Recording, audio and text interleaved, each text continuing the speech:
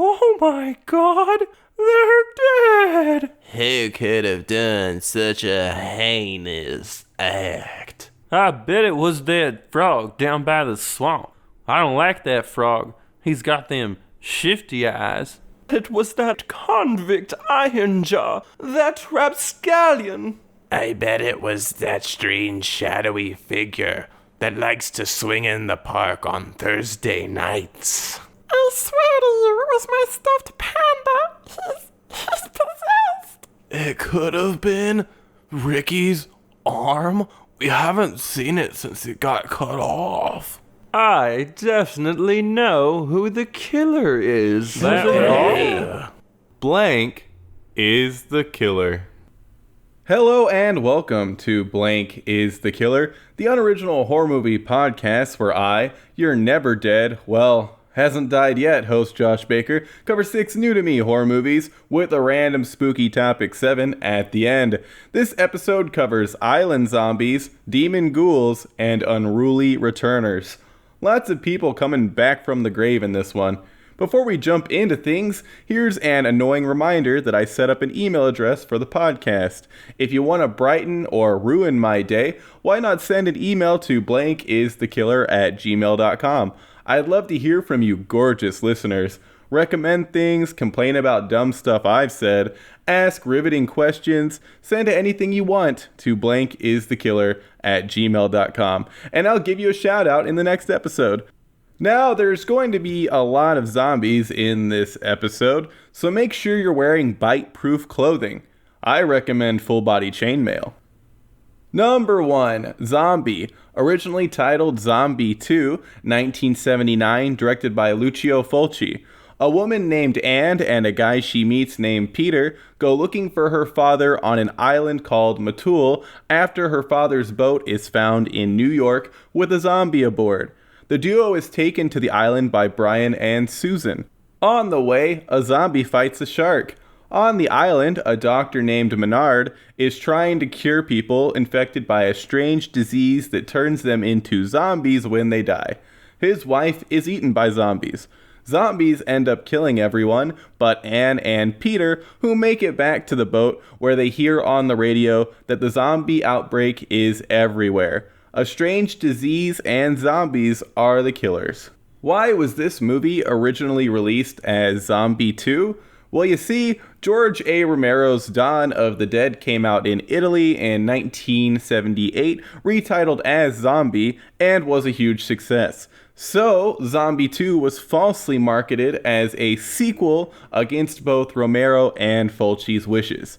A lot of zombie movies were marketed as sequels to Dawn of the Dead and Zombie around that time. Zombie is the first Lucio Fulci movie I've seen. Fulci is referred to as the godfather of gore due to his heavy emphasis on graphic violence in a bunch of his movies. The man directed around 60 movies across all genres, but his cult following is mostly due to his giallo and horror movies. He did a trilogy of films called the Gates of Hell trilogy, which includes City of the Living Dead, The Beyond, and The House by the Cemetery. I'll be covering The Beyond a bit later on in this episode, so given that Mr. Fulci is the godfather of gore, how's the gore? Practical and disgusting. There's a reason why the UK labeled Zombie a video nasty. The zombies bite meaty chunks off their human meals. These bites are incredibly well done. Unlike most bite wounds in zombie movies, the wounds in Zombie are deep. Flesh and muscle is ripped from the bones. The zombies in the movie aren't leaving cute little bite marks. These zombies are just about starving tonight and really sink their teeth into their victims. The editing for these chomps is great. It really looks like the people on screen are the ones being bitten. I know that eye destruction is the norm these days, but I'm pretty sure it was shocking and fresh in 1979. In Zombie, a woman's eye is penetrated by a splintered piece of wood. A zombie grabs her by the hair and slowly pulls her face towards a sharp, broken piece of a door. I'm desensitized to this kind of eyeball stuff now, but I'm pretty sure people back then lost their minds during this particular scene. Other notable gore in Zombie includes Susan's blood gushing out of her neck after a zombie hickey. The effect packs a punch, and seeing Susan's body completely covered in blood from the wound is awesome. When it comes to the makeup effects for the zombies, some of the zombies look horrifying, and others just look like papier-mâché messes. The best zombies look really good, and the bad ones look really bad. Zombies having worms and maggots coming out of eye sockets and face wounds is a great idea, but the execution wasn't always on point. Overall, all the gore and most of the makeup effects are fantastic. Gianetto de Rossi was in charge of the effects. He also worked on high tension. Yes, a zombie does fight a shark, a real shark. Lucio Fulci didn't want this in the movie, and the sequence was shot without his approval. He thought it would be too silly. I mean, it's incredibly silly, and if I'm being completely honest, it's kind of lame. If you're a horror fan, you probably know about the zombie shark fight. Even if you haven't seen Zombie, I've been hyping up the scene for years in my mind, and it didn't live up to my expectations. It's still a spectacle, and I'm glad it's in the movie. How was it done? The zombie was played by the shark's trainer, Ramon Bravo. Bravo made sure that the tiger shark had a big dinner and also slipped it some tranquilizers before shooting the scene. Safety first. The acting in Zombie is pretty terrible from most of the cast. All the dialogue is dubbed, since like a lot of Italian movies during this period, half the cast only spoke English and the other half only spoke Italian. There are long stretches without exciting zombie action. If you're a super fan of the zombie genre or someone interested in horror history, Zombie is a must-watch. I don't recommend Zombie to the average horror fan though, given how hard it drags in places. Number 2, The Church, 1989, directed by Michele Soavi. In medieval times, Knights of the Teutonic Order massacre a village of alleged devil worshippers. All the bodies are put in a mass grave, buried, and then a giant cross is used as a seal on top. A young girl named Lotte witnesses this. A church is built on the grave. In modern times, the church gets a new librarian named Evan. He starts hanging out with an artist named Lisa, who finds a piece of parchment while renovating the church. Lotte is also at the church and still the same age. Evan translates what's on the parchment and locates a seal it refers to. He opens the seal and becomes possessed. Another man named Herman becomes possessed also and ends up setting off a mechanism that locks a bunch of people in the church. Herman appears to kill a teacher who's trapped inside. A priest named Father Gus sets off a mechanism that makes the church collapse and kill everyone inside except Lotte. Lotte goes to the ruins of the church and the seal opens again, possessing her. Knights of the Teutonic Order, Father Gus, possessed Herman, and a subway train are the killers. Some punks try to find another exit out of the church and end up in the subway where one of them is hit and killed by a train. Maybe everyone was already dead when Father Gus initiated the church's self-destruct sequence, but I find that unlikely. As you can probably tell from the summary, the plot of the church doesn't make a lot of sense. The all-over-the-place plot does make a lot more sense once you know that this was originally going to be the third movie in the Demons series. You know, the Dario Argento and Lamberto Bava movies, where in the sequel, people were possessed after demons jumped out of a TV. Yeah, the series never really cared about making sense. Michele Soavi didn't want the church to be part of the Demon series, so he rewrote the screenplay and removed all the relations to the series. He wanted the movie to be more sophisticated and not pizza schlock, a phrase he used to refer to the Demon films in an interview. I love the phrase pizza schlock and wish it caught on. The church is kind of a mess. The plot is barely cohesive. That's what happens when you have 8 writers credited in some way or another. A lot of neat stuff is packed into the movie, like a demon embracing a naked woman with an anaconda at their feet. The image is a recreation of the Vampire's Kiss fantasy painting by Boris Vallejo. I originally thought it was a reference to Lilith. There is some great effects work that brings creatures to life. Evan turns into a giant goat demon gargoyle that looks incredible. A reflection of Herman shows him to have a cool demon face. At one point, a muddy pile of bones and bodies rises from the floor, which is interesting even though the execution wasn't spectacular. Some other neat-looking stuff in the movie includes the old corpse of the architect that made the church on a bed of spinning gears, and the demonic goat head seal that Evan opens. The gore effects are practical and great.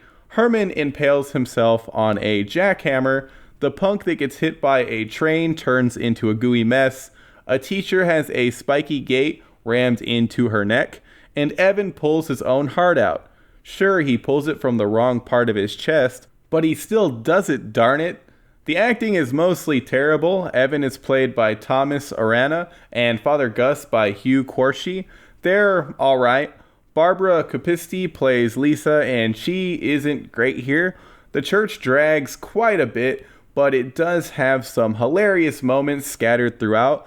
I laughed when Lisa dives through a window. A bishop yells he is the church before jumping backwards to his death, and when the punk is splattered by the train that comes out of nowhere.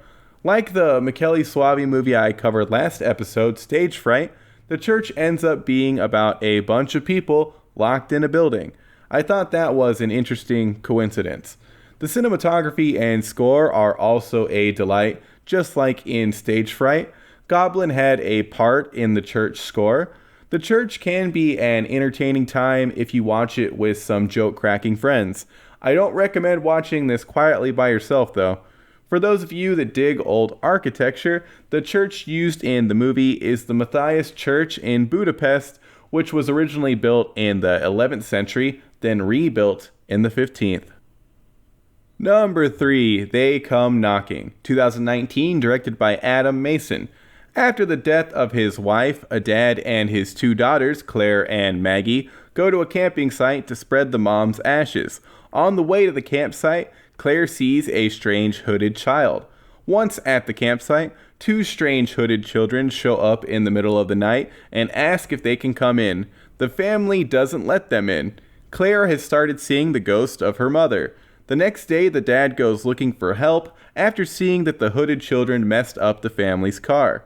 Maggie leaves the camper and Claire goes to find her. The dad finds a man that killed himself after being taunted by the hooded kids. The family reunites and has to deal with a bunch of hooded kids. Ghost Mom also pops up and tries to persuade the family into letting her in. Maggie lets her in and disappears. The dad realizes he needs to let the mom go, so he pours out her ashes and everything is okay. The hooded children and cancer are the killers. Yeah, I'm gonna count those darn kids. They drove that one man to suicide.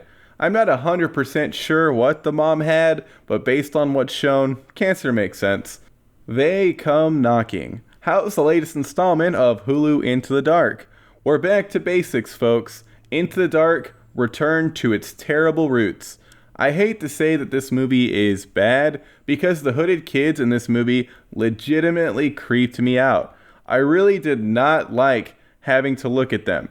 Up until the dad is attacked by the hooded kids for the first time, I found them to be crazy unsettling. I watch a ton of horror movies, as you know, and rarely feel any sense of fear or dread.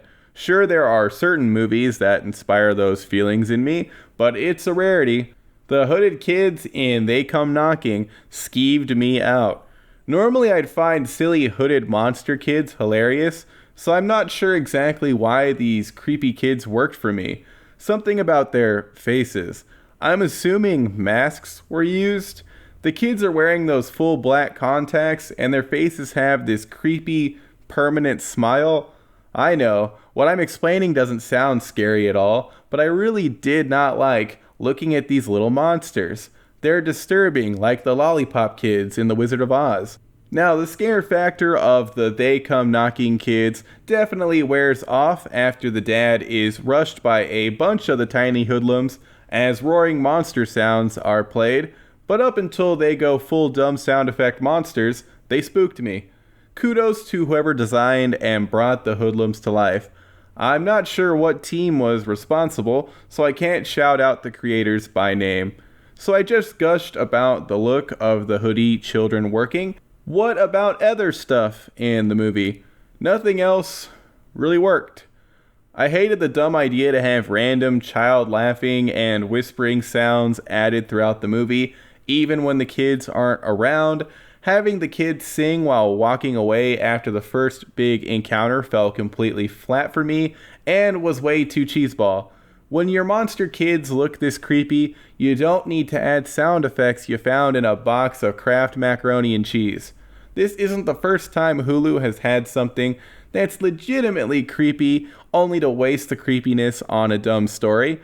Remember that mask in the treehouse? That was spooky. If the kids in They Come Knocking were given to a director and writer that knew how to put a complete, compelling story together, a truly horrifying movie could have been made. Once the creepy kids come a-knocking, I couldn't care less about this family struggle with grief over the mom's recent passing. Mom is already dead. Y'all will be too if you don't figure out how to deal with these demon kids. The family should be freaking out, especially after the car's been made unusable and the dad reveals he found a dead guy. Why is everyone so nonchalant about the dire situation they're in? Is it an acting issue? None of the actors have any depth. The dad is played by Clayne Crawford, who also was in The Perfect Host. Unlike that movie, Niles Crane isn't in They Come Knocking to distract you from Crawford's poor performance. Maggie, the youngest daughter, is written as if she's a witty genius. She's like 12, but always has a perfect comeback to anything thrown her way. She's a complete jerk to her older sister, and the dad just sits by and lets Maggie use Claire as a punching bag. If Claire says anything even slightly mean to Maggie, the dad's like, "Hey, you cut that out." The dad sucks, Maggie sucks, she's insufferable and completely unsympathetic. I guarantee you will want to see Maggie die. You'll be praying to the hoodlums to murder Maggie, which you think they do. Yep, Maggie lets the evil into the camper and is then found dead, surrounded by blood by Claire. It's incredible. I cheered. I literally shouted, "This is the best Hulu Into the Dark movie ever," after seeing dead Maggie. Unfortunately, Maggie was actually alive. Damn writers. This movie was written by Shane and Carrie Van Dyke. Here's some advice. If you write a completely unlikable brat into your movie, it's totally cool to kill them off. Even if they are a kid, your audience will love it. Your audience will despise a half measure where you kill off the annoying character then bring them back. I can't overstate how annoying and awful Maggie is as a character. That little turd sandwich. Besides the awful sound effect choices surrounding the hoodlum characters, part of the score has a strange noise in it that I thought was coming from something in the movie. It's like a weird thud mixed with rattling sound. I was waiting for the source of the sound to be revealed, only to realize it's part of the score for absolutely no reason. Another unnecessary addition in the movie is a pointless quote attributed to Anonymous in the beginning about black-eyed kiddos that come a-knockin'. That quote doesn't bring anything to the table. It doesn't make the kids scarier. It doesn't explain exactly what they are. It's just a weird attempt at exposition. Looks like black-eyed children is some new paranormal legend I haven't heard of before, but knowing about the legend doesn't change anything. They Come Knocking, like so many Hulu Into the Dark movies, could have been an amazing short film about spooky kids, but instead is a drawn-out mess that heavily pads its runtime by showing copious flashbacks of events the viewer's already seen, over and over. I give this movie a very soft recommendation on the condition that you watch it like a short film. Here's the Josh Baker cut. Watch the movie up until the point where the dad hits a hoodlum with the shovel and sees that it has no effect. Once that happens, pretend that the hoodlums killed the family and turn off They Come Knocking. One last thing that heavily bothered me, Claire, the dad's biological daughter, emphasis on her not being a stepdaughter, continuously calls her dad Nathan for no reason. No one calls their biological parents by their first name continuously like Claire does in the movie. Number 4, The Beyond, 1981, directed by Lucio Fulci. In the past, a mob kills a man named Schweik, who's accused of being a warlock, after they find him in a hotel in Louisiana. In the present, a woman named Liza inherits the hotel and decides to reopen it. A worker falls after seeing a woman with strange eyes. The worker is taken to the hospital by Dr. John McCabe. People at the hotel start dying. A plumber is attacked and killed by a demon while investigating the hotel's flooded basement. More people die at the hospital. A blind woman named Emily shows up and warns Liza to leave the hotel. Emily has been the same age since Schweik died and appears to be a ghost. The dead start coming back to life, and everyone but Liza and John end up dead. The duo try to exit the hospital, but impossibly find themselves in the basement of the hotel. Since the basement is a gate to hell, the couple end up stuck in hell. An angry mob, a fall, a demon, acid, tarantulas, ghouls, Zombie Joe, a dog that is possibly a zombie, and Dr. John are the killers. I think that's all the killers. Don't worry about following that plot summary. From my short time with Lucio Fulci, it doesn't appear he cares too much about the plot in his films.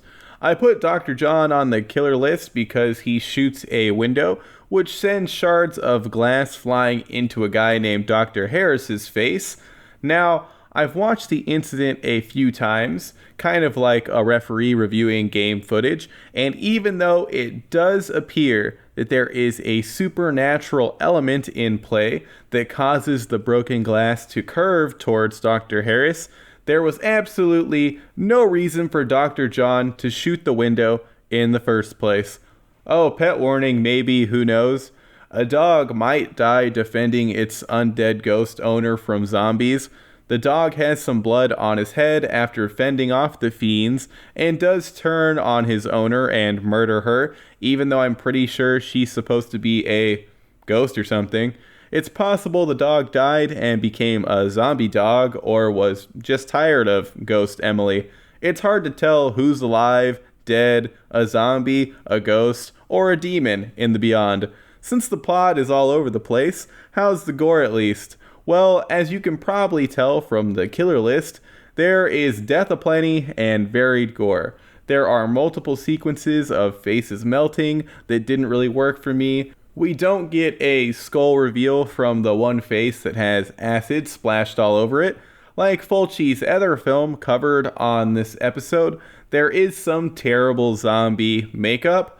Luckily, only Schweik's zombie looks completely terrible. Zombie Joe has an off face, but it's not that bad. Some random zombies at the end have flesh missing from parts of their heads, which looks really good. Fulci loves him some eye horror, so of course Joe's eyes are ripped out by a demon hand. A woman named Martha also has an eye pop out after Zombie Joe pushes the back of her head onto the back end of a nail that's protruding out of a wall. That's the best eye-popping scene in the movie, for sure. Back to the bad gore, Dr. John has a revolver that rarely runs out of bullets. He uses it to shoot zombies. Body shots look okay with little practical blood explosions, but all the zombie headshots look terrible. I'm assuming something like a low-powered paintball gun with crappy-looking red paint was used to add the tiny blood splatters on the zombies' foreheads. It's weird, looks bad, and doesn't pack a punch at all. There's a little girl who becomes blind after witnessing true evil and ends up evil herself after the death of her parents. Emily, the little girl, Liza, and John all end up blind in the movie due to witnessing true evil. White glass contacts were used to depict blindness and confirmed by the cast to be horribly uncomfortable to wear. They look great though. Dr. John has to shoot the evil little blind girl in the head, and the entire front of her face explodes. It's amazing. I wish the same effort went into the zombie headshots. A character has a run-in with a bunch of tarantulas, but unfortunately the person in charge of wrangling up the spiders could only find about 2 because all the others on screen are obviously fake puppets. Calling them puppets is generous. It's hard to be creeped out when you're watching a man being eaten alive by stiff, fake spiders. Emily being eaten alive by her dog looks much better. Sure, the dog head that bites her looks like a dog puppet a grade school teacher would use to teach a class about pooches, but the gore left by the vicious pup-et looks fantastic. I'm talking ripped out neck and an ear chomped off. Practical and fun. Bad dog. The other notable gore comes from the mob whacking Schweik with chains. Sure, the sound effects of the chains hitting his flesh don't fit at all, and the gore probably doesn't really match what it would look like if you actually were slapped with chains, but the big gashes left by the chains as they tore through cloth and flesh looked fantastic. As expected, the acting in The Beyond is beyond terrible. I don't think an explanation is really necessary here. The Lucio Fulci movies I've seen so far have been vessels for gore. Like Zombie, The Beyond has the gore, but nothing else really going for it. The score and camera work are better this time around though. I did enjoy this loose plot a lot more than Zombies. I don't recommend The Beyond to casual horror viewers. You should only really be watching movies like this if you find Italian horror fascinating. For people that are just looking for a good movie, watch Event Horizon instead. It's practically the same movie, gateways to hell and whatnot. You can also listen to a song off Europe's first album, titled Seven Doors Hotel, which is based on The Beyond. I didn't mention that a fictional book from the Cthulhu mythos titled Ibon makes an appearance in The Beyond. The book may be the catalyst for everything that happens. I guess the movie can loosely be considered cosmic horror. Number 5, Cemetery Man, originally titled Dellamorte, Dellamore, 1994, directed by Michele Soavi. Francisco Dellamorte is in charge of a cemetery along with his assistant Nagi. Nagi is only able to say nah. The dead have started rising and Francisco has to put them back in the ground. He meets a widow and falls in love with her. Her husband comes back as a zombie and bites her. She is said to have died from fright. She comes back to life and Francisco shoots her. The bullet grazes the top of her head and she dies. Nagi falls for the mayor's daughter, Valentina. She dies, comes back to life, and becomes Nagi's girlfriend as a severed head. The widow comes back to life again, which makes Francisco think he actually killed her. Death tells Francisco to stop killing the dead. Valentina kills her father and Francisco shoots her head. Francisco meets women that look exactly like the widow, but things don't work out with them. One decides she wants to be with the mayor, and the other is a prostitute. Francisco kills the prostitute and some other people, but his friend Franco is blamed for all the deaths. Franco had killed his wife and child. Francisco confronts Franco about stealing the credit for his kills, and Franco says he doesn't know him. No one will acknowledge that Francisco has killed people. Francisco and Nagi attempt to leave the town, only to realize they can't escape. Nagi is now able to talk, and Francisco can only say nah. The camera zooms out to reveal everything is in a snow globe. Francisco, reckless driving, Valentina's head, and Franco are the killers. Some punks on a motorcycle are being reckless and end up causing a huge accident that not only kills a bunch of them, but a bus full of Boy Scouts. Geez, that summary was incredibly long. I feel like I'm getting a little long-winded when explaining the goings-ons in the movies, so I'll try to shorten things again moving forward. I do think it was important to really go into detail for this Cemetery Man summary though, since the movie has a lot more going on than what the basic plot summary would lead you to believe. Here's the IMDb plot summary. A cemetery man must kill the dead a second time when they become zombies. That summary is misleading, even though that's technically part of the plot.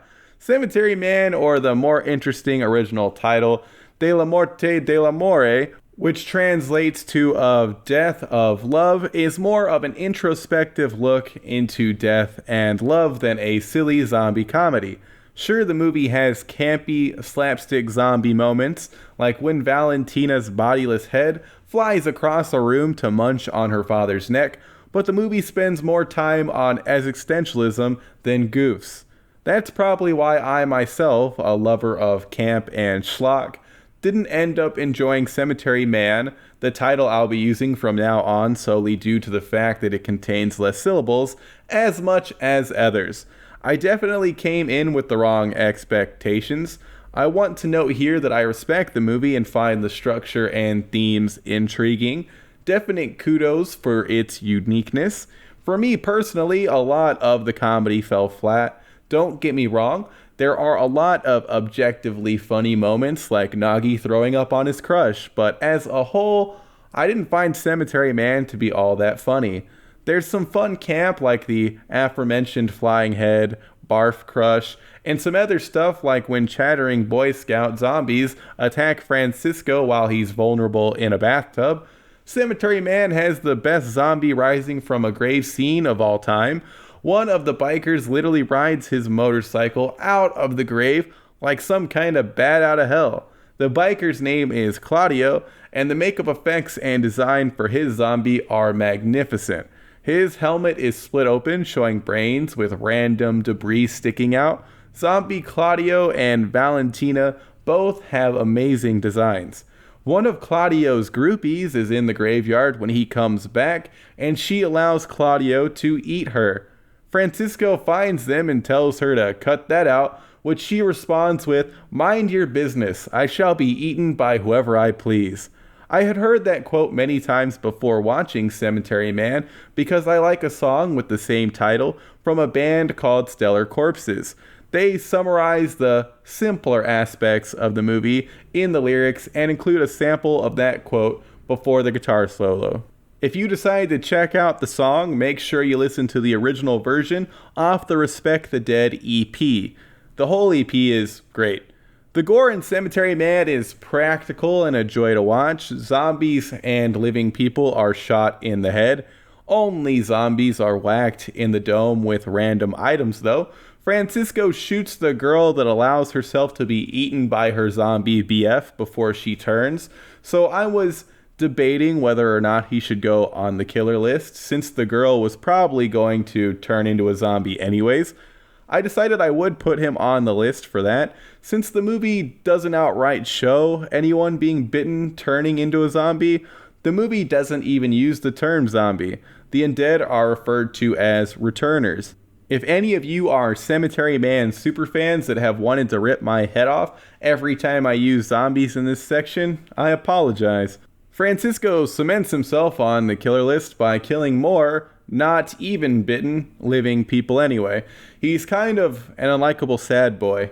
Nagi finally gets a girlfriend. They're going to get married. Sure, she's just ahead, but Nagi was happy, and so was she. Why you gotta go and shoot Nagi's head, GF, Francisco? There are some great shots throughout the movie, like the entirety of the flying head sequence, but also some segments that feel cheap. Most of the cheap-feeling shots are outside of the cemetery. Speaking of cheap, there are multiple parts in the movie where you can see strings holding up little ghost balls and moving a fake fly. I'm assuming no one ever thought this movie would be viewed in a higher definition. I enjoyed the score quite a bit. It fits the world well and has a nice, whimsical charm. The acting is a little better than other Italian horror movies I've seen. It's campier too, which works here. There is a bunch of other zaniness in Cemetery Man, like a whole subplot regarding Francisco's obsession with reading phone books and his rumored impotence becoming real impotence with the help of a comically large syringe. This is a dense movie. There's a lot to take in and unpack. Personally, I didn't love Cemetery Man. On paper, it's a movie that should easily be one of my favorites, but the meandering plot lost me about halfway through. Strangely enough, even though I didn't love it, I still recommend it. It's a unique watch and thought-provoking. It also taught me what an ossuary is. An ossuary is a chest, box, building, well, or site made to serve as the final resting place of human skeletal remains. Example, the French catacombs. There are a bunch of really cool ossuaries in Europe that I hope to check out someday. Number 6, The Dead Don't Die. 2019, directed by Jim Jarmusch. A small town is overrun by zombies. Zombies are the killers. That's it. That's the entire summary, really. I didn't leave out anything you need to know. So why is this movie almost 2 hours? Your guess is as good as mine. This is the second Jim Jarmusch movie I've seen. I thought Only Lovers Left Alive was decent overall, but The Dead Don't Die is a dull take on zombie films that's attempts at being clever and meta don't work or add anything to the movie. Nothing really happens in The Dead Don't Die. The dry humor barely works. There are zero emotional beats. You don't care about any of the characters. Random characters are thrown into the movie for no reason other than to add another name to the trailer. Selena Gomez shows up with 2 dudes, and the trio has no impact on anything and die off screen. There's another trio of younger kids that Jim completely forgets about towards the end of the movie. The Dead Don't Die feels like a film Jim Jarmusch made to give some friends a paycheck. Bill Murray doesn't even attempt to act. None of the other big names in the movie really do anything. Tilda Swinton's oddball Scottish character is kind of fun for the short time she's on screen before being picked up by a UFO. She's an alien for no reason.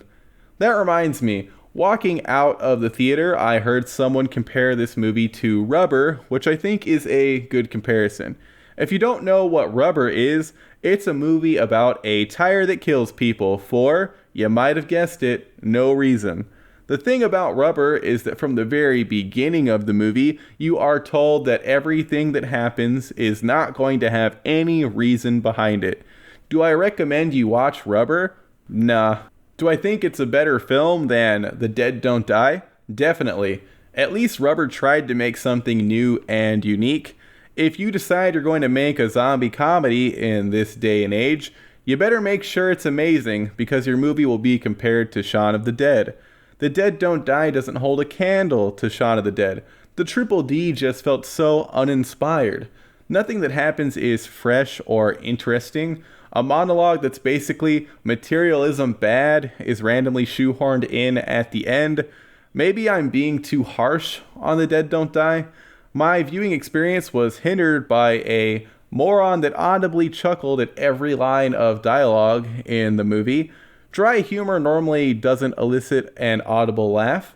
Normally, when someone finds dry humor funny, they'll grin, think it's clever, and laugh quietly to themselves. Not this dude next to me. He literally giggled throughout the entire first 2/3 of the movie until he got tired. Don't get me wrong. I'm not trying to shame someone for laughing at jokes while watching a comedy. I'm shaming someone for laughing at regular lines of dialogue that are in no way jokes that no one else in the theater is laughing at. If you watch The Dead Don't Die, which I don't recommend obviously, and think the film is a complete 103 minutes laugh riot, please let me know. I know I'm a grumpy grouch, but I think I'm in the right here. I hope Adam Driver received a nice in-depth massage after filming The Dead Don't Die, because his back must have hurt something fierce. Driver carries all of the enjoyment you can get out of this movie solely on his back. He's great in this. His delivery is on point. This is my first time seeing him in a comedic role, unless you count Force Awakens, and I think he's a great comedic actor. Besides Adam Driver's performance, I also liked that instead of blood, dust shot out of the zombies whenever they were shot or had a limb or head cut off. It's a neat idea. Dang, that's pretty much all of my positives when it comes to The Dead Don't Die. I thought the fourth wall breaking from Adam Driver about the movie's theme song constantly popping up and having received the script was fun, albeit unnecessary. To be fair, the entire movie is unnecessary. Unless you're a huge Jim Jarmusch fan, don't waste your time with The Dead Don't Die. Watch any other zombie movie and you'll find more enjoyment. I saw someone say that without Jim Jarmusch's name attached to this movie, it would be completely panned, and I fully agree with that sentiment. Number 7, Black Mirror, Season 5, 2019, created by Charlie Brooker. Why am I covering this? Is Black Mirror even horror anymore? Was it ever horror? I'd say that the early seasons of Black Mirror had some decent horror elements, but when it comes to Season 5, the only terrifying thing about the show is the writing. I think all fans of the series would agree that the show has been declining in quality overall. Unlike the other Netflix-funded seasons, Season 5 is only 3 episodes, like the first 2 seasons of the show. You'd think with Netflix cutting back to only 3 episodes, the 3 released would be solid. Wrong! Every episode is bad. Some suffer from garbage acting, all of them suffer from bad writing. The first episode is Striking Vipers, and it might be one of the funniest things I've ever seen. Striking Vipers opens itself wide for all sorts of hilarious commentary. I don't even want to spoil it. If you haven't watched it yet, I recommend watching it with some friends and drinks. So many jokes can be made given how insane the premise is. I'm going to spoil the premise now, so pause and watch it yourself if you don't want it to be spoiled. Last warning. Here we go. Striking Vipers is about 2 guys that loved playing fighting video games growing up. They both get older and one has a wife and kid.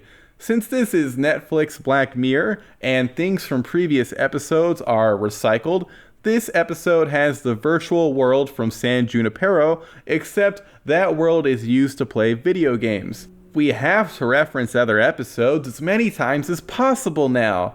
The 2 guys, protagonist, whose name I forgot, and Carl start fighting in Striking Vipers, where they can now feel the hits and whatnot. This obviously leads to them banging. The human race is a bunch of perverts. If you give your virtual reality fighting game characters genitalia, human perverts are gonna start doing it in your video game. Carl plays a lady character and protagonist plays a boring dude. They bang a bunch. They never switch characters, which is probably the hardest thing to believe in the entire episode.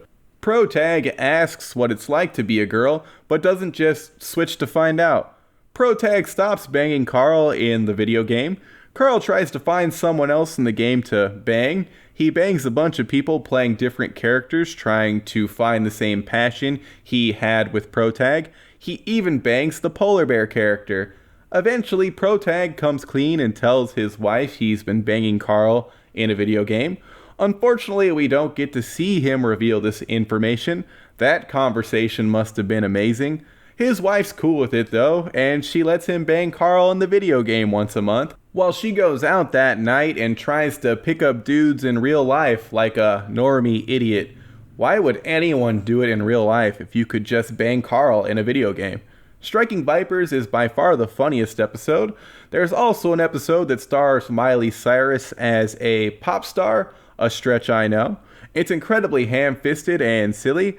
Miley tries to abandon being a pop star, so her controlling aunt drugs her into a coma by putting an obscene amount of crushed up pills in some tacos and steals songs from her comatose brain because that's totally possible.